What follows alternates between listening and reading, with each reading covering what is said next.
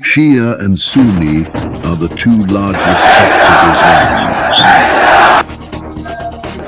Even though they belong to the same religion, today they have become each other's enemies. The biggest example of this is Iran and Saudi Arabia. Tehran and Riyadh are rivals and compete with each other in many areas. Despite both countries being Muslim, they are sworn enemies of each other. But how did Muslims end up divided into these sects? To understand this, we have to go back 1400 years. About 3 months before the Prophet Muhammad's, peace be upon him, passing, Allah commanded him to perform the last Hajj of his life. After receiving this command, the Prophet set out for Mecca to perform Hajj, and then he completed the pilgrimage. On the return journey from Hajj, the Prophet Muhammad, peace be upon him, stopped at a place called Ghadeer Khum. This was a place from where different routes branched off, meaning that the travelers had now reached a point where their paths were about to diverge. So the Prophet Muhammad, peace be upon him, instructed his companions to prepare a pulpit for him, after which his companions made a pulpit for him. Then the Prophet, peace be upon him, ascended the pulpit and said, "O people, know that I am also a human being. It may be that very soon the angel of death will come to invite me, and I will accept that invitation. But I am leaving among you two weighty things after me. One is the Quran, and the other is my family, al-Bayt. Hold firmly to the Quran, and I urge you to fear Allah regarding how you treat my family. al-Bayt, treat them well." Then the Prophet, peace be upon him, called Imam Ali, peace be upon him, to the pulpit and said, "Whoever I am the master of, Ali is his master. O Allah, love those who love Ali, and be the enemy of those who are enemies of Ali." In Arabic, Mawla means leader or chief. That is, the Prophet, peace be upon him, appointed Imam Ali as the leader of the Ummah before departing. After hearing this, thousands of companions congratulated Imam Ali, just as Hazrat Umar said, "Congratulations, Ali, you have become the master of every man and woman." 3 months after this sermon, the Prophet, peace be upon him, became very ill. The Prophet, peace be upon him, realized that the time of his passing was near. The Prophet, peace be upon him, instructed the companions, "Bring me paper and pen so that I may write a will for you, after which you will never go astray." But Hazrat Umar responded, "The Prophet, peace be upon him, is saying such things in his illness, and besides, we already have Allah's book, which is sufficient for us." Upon hearing this, a debate broke out among the companions. Some companions said, "Obey the Prophet, peace be upon him, and bring him paper and pen," while some companions opposed this and uttered disrespectful words about the Prophet, peace be upon him, that I cannot even bring myself to repeat. When the Prophet, peace be upon him, saw all of this, he became quite upset and said, "Just please leave me alone." After that, all of the companions respectfully left the Prophet, peace be upon him, alone. The Prophet, peace be upon him, was asking for paper and pen because he wanted to appoint someone as his successor before his passing, and that could have been Imam Ali. For this reason, the Shia accused Hazrat Umar of deliberately preventing the Prophet, peace be upon him, from announcing his successor.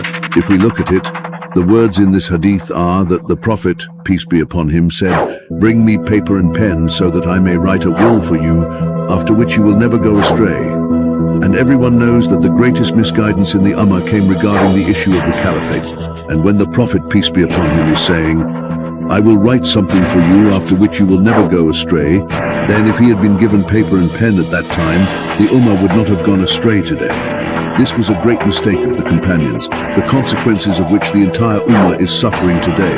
For this very reason, Abdullah ibn Abbas, who was the cousin of the Prophet, peace be upon him, used to weep over this all his life, and would say that whatever the companions did with the Prophet, peace be upon him, on that day was very wrong.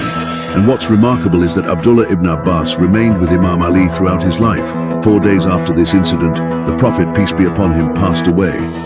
When he, peace be upon him, died, all the companions began to weep in grief. Just then, a companion came and informed them that over at Saqifa Bani Saida, the Ansar were about to choose their own caliph.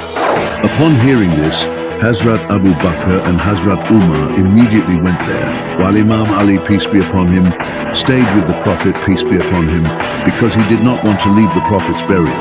The Prophet, peace be upon him, had said that only Ali and my uncle Abbas should bury me. Not only Imam Ali, but also Hazrat Zubair. Hazrat Salman Farsi, Hazrat Miqdad, Hazrat Bilal, and Hazrat Sa'ad bin Ubadah did not leave the Prophet, peace be upon him. Upon reaching the Saqifa of Banu Sa'idah, Hazrat Abu Bakr told the Ansar that since the Prophet, peace be upon him, was from the Quraysh, the Caliph should also be from the Quraysh, while the Ansar wanted to appoint Hazrat Sa'ad bin Ubadah as the Caliph, but he was not present there at that time. After that, Hazrat Umar raised Hazrat Abu Bakr's hand, and the people chose him as the Caliph. Imam Ali, peace be upon him, did not consider this way of choosing a caliph to be correct. It was just like, in Pakistan, a few people making Nawaz Sharif the Prime Minister without holding elections. Exactly what had just happened. For this reason, Imam Ali, peace be upon him, did not pledge allegiance to Hazrat Abu Bakr, and not only Imam Ali, but Hazrat Sa'ad bin Ubadah also did not pledge allegiance to Hazrat Abu Bakr. Besides them, other prominent companions such as Hazrat Zubair, Hazrat Salman Farsi, Hazrat Miqdad, and the Prophet's, peace be upon him, uncle, Hazrat Abbas, also did not initially pledge allegiance to Hazrat Abu Bakr because they wanted Imam Ali, peace be upon him, to become the Caliph. As soon as Hazrat Abu Bakr became Caliph, Hazrat Fatima, peace be upon her, came to him one day and asked for the garden of Fadak, which had been the property of the Prophet, peace be upon him, during his lifetime. But Hazrat Abu Bakr refused to give her the garden and said that prophets do not leave any inheritance. Hazrat Fatima, peace be upon her, became very upset over this and remained displeased with Hazrat Abu Bakr until her death. So much so that when Hazrat Fatima, peace be upon her, passed away, Imam Ali, peace be upon him, did not inform Hazrat Abu Bakr and Hazrat Umar about it, and Hazrat Fatima, peace be upon her, was buried in the darkness of night. After the passing of Hazrat Fatima, peace be upon her, Imam Ali, peace be upon him, realized that people's behavior towards him was not good, meaning that people were not speaking to him because Imam Ali, peace be upon him, had not pledged allegiance to Hazrat Abu Bakr. Seeing this, Imam Ali, peace be upon him, invited Hazrat Abu Bakr to his house and told him not to bring Hazrat Umar along. After that, Hazrat Abu Bakr came to his house, and Imam Ali, peace be upon him, then pledged allegiance to Hazrat Abu Bakr in front of everyone. All these incidents remain among the most controversial topics in Islam today, over which Muslims still argue with each other.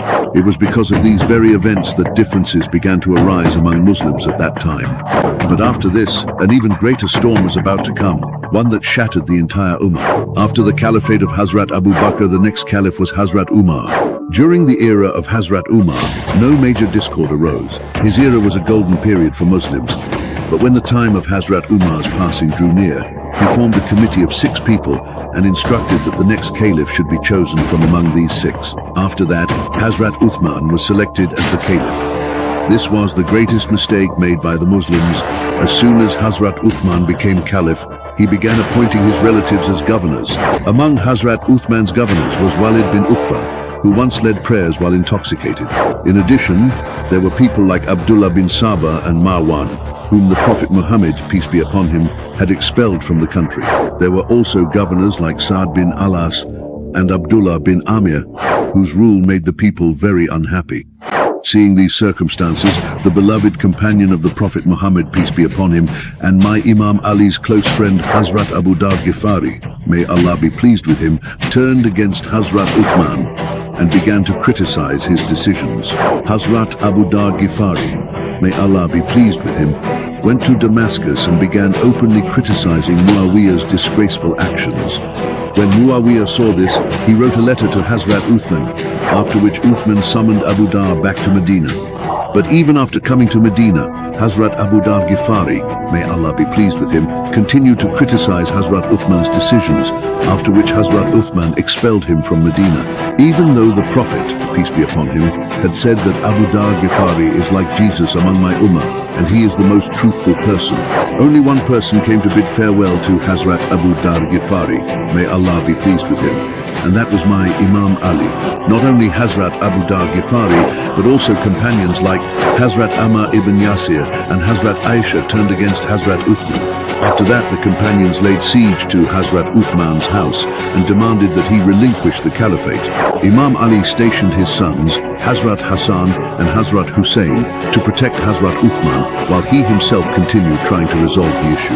However, some people secretly went and killed Hazrat Uthman. To this day, No one knows who these people were.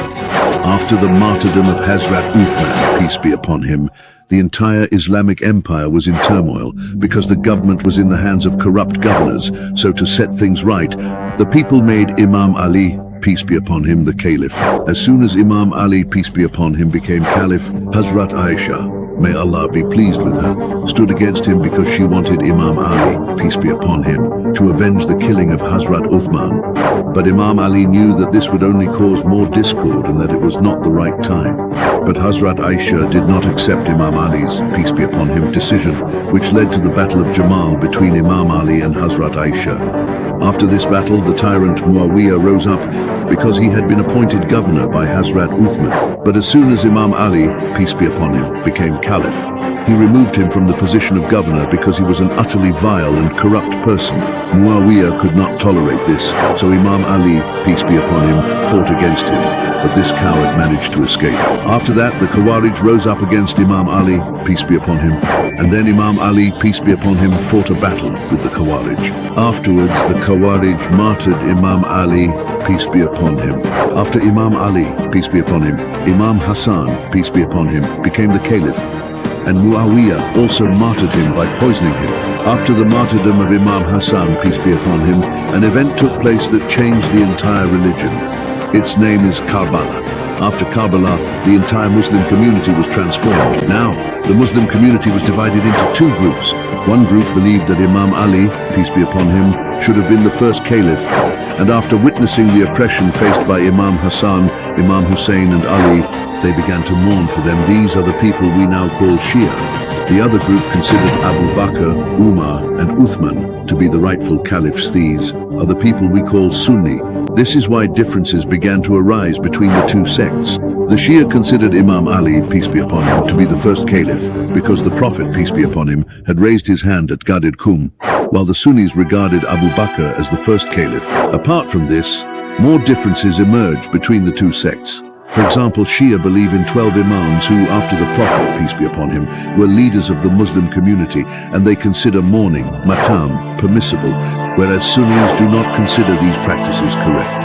In addition, incidents such as Abu Bakr not giving Fatima her due rights, Umar not giving the Prophet the pen, and Aisha standing against Imam Ali, these incidents became barriers between them. In this way, the Muslim community was divided into two sects. Then, after the Umayyad Caliphate, when the Abbasid Caliphate came, the Sunni sect split into four branches: Hanafi, Maliki, Shafi'i, and Hanbali. Similarly, many more sects emerged from these two main groups, which you can see today. Just as the noble Prophet Muhammad, peace be upon him, had indeed said that my entire ummah, or community, will be divided into 73 distinct sects, each with its own interpretations and followers.